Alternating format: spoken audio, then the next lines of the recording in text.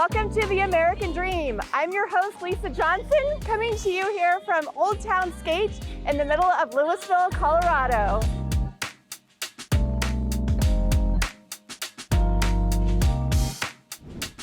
Here we are just strolling down Front Street in Louisville, which is one of my favorite spots. Again, I love Louisville. It is such a wonderful little community in Boulder County. And not to say we haven't been through some challenges, we're just coming up on one of my favorite restaurants, 740 Front Street. In just a minute, we're gonna go inside and meet the owner.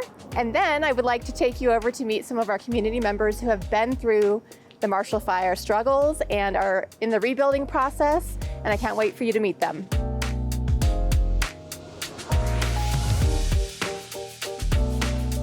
And here we are with the owner, Fred Burns. Thank you so much for meeting me here today. You're welcome. I just wanted to talk to you a little bit about this place. It's one of my favorite restaurants in Louisville, and it is the oldest bar from what I understand, correct? Yes, we have the oldest ongoing liquor license in the state of Colorado. And I hear it came from Leadville by horse and wagon. Well, the bar did, yes. The bar itself, okay. Yeah. And what about the rest of the building? Well, the rest of the building, when we took it over, it was going to be declared historic and all that, and so we did a lot of work, a lot of research and met with some people. We designed it ourselves inside and wanted to keep it appropriate to the period of the building, which was 1904. So all the paints and all the things that are in it are called historical paints, appropriate for that period. I love it. And the same thing with the cocktails and all that. And we have a lot of old traditional, Sazeracs, Manhattans, old fashions on the menu. Yeah. Can we go try one? You bet. You bet. Let's go try one. Okay.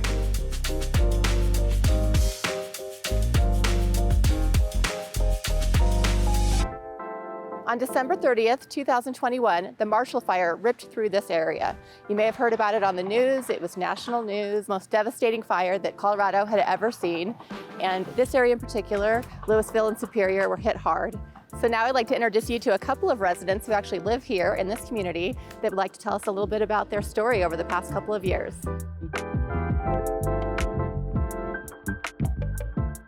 With 2 years to reflect, kind of what are your feelings now about all of this, and how would you say that the community stepped in and helped you and made this a reality for you now rebuilding your new home? Yeah, the community's been great. I've met neighbors I had never met before, and I lived here for like 18 years before the fire. The city's been really great. Everyone stepped up, everyone's to donate stuff, to help. Moxie Bread did a lot. They actually, I'm wearing this coat. This is the only winter coat I have. I got this donated at an event that Moxie gave a few days after the fire, because it went from 70 degrees down to snowing the next day. Yeah. So no one had any winter stuff. Oh, that's so nice. Yeah.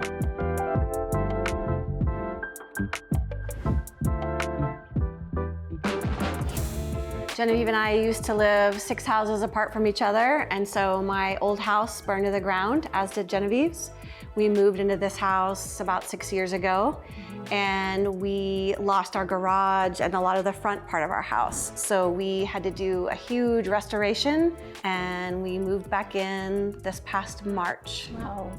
Well, it sounds like you and your neighbors are very close after this. What do you think about the community after this 2-year reflection since the fire?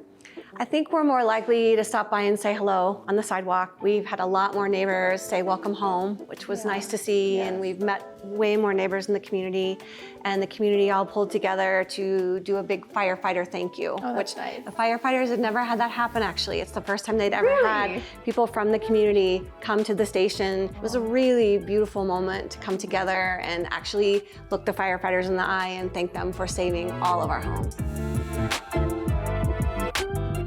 So thank you for joining me today. I hope you learned a little bit more about this strong and resilient community of Louisville, Colorado.